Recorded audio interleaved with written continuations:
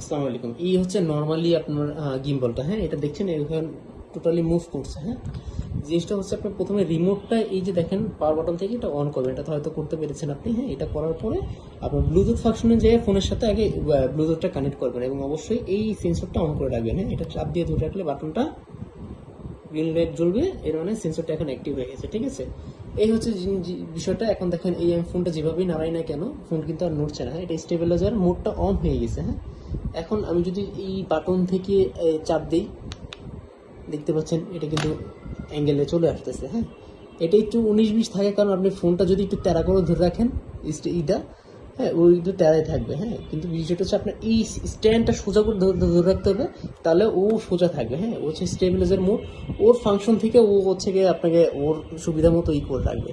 আমি ঘোরালে দেখেন এটা অটোমেটিকলি চলে আসছে কিন্তু। হ্যাঁ, এবং ফোনটা অবশ্যই মিডল বরাবর রাখার চেষ্টা করবেন, তাহলে দেখা যাচ্ছে একটু ওয়েটটা যদি একটু বেশি হয়ে যায় তাহলে কিন্তু সেন্সরটা আর কি ওই ভালো মতো কাজ করবে না। ফোনটা হচ্ছে মিডল বরাবর ধরে রাখবেন এবং ওই যে উপরে বাটনটা চাপ দিলে কিন্তু এটা অ্যাঙ্গেলটা চেঞ্জ হয়ে যাচ্ছে। এই হচ্ছে একটা মুড গেল। দেন হচ্ছে আপনি 360 অ্যাঙ্গেল মোডটা কীভাবে চালু করবেন, এইটা হচ্ছে এইভাবে ধরে রাখে এই জিনিসটার পিছন থেকে পুরো পিছনে নিয়ে আসলে এই যে সিলভার কালারের এই অংশটা দেখছেন, হ্যাঁ, এই অংশটা হচ্ছে আপনি একটু লুজ করে দিয়ে এই জিনিসটা এইভাবে নিয়ে আসবেন। ঠিক আছে, নিয়ে আসার পরে এটা টাইট করে দিয়ে ফোনটা তো এখন ওইভাবে ছিল, এখন হচ্ছে এইভাবে আপনি অ্যাঙ্গেল করবেন।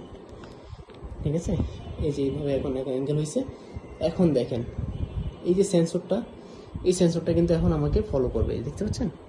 এভাবে আপনি এখন যদি যেখানে ঘুরেন না কেন দেখেন আমাকে কিন্তু ফোকাস করতেছে। ঠিক আছে, এভাবে কিন্তু আমাকে ফোকাস করবে। এখন তো আমি স্ট্যান্ড করা নেই, এই জন্য আর কি করতে পারছে না। ঠিক আছে, এই হচ্ছে আপনার মোডটা অন করা। এভাবে ট্রাই করে দেখেন, হয়ে যাবে।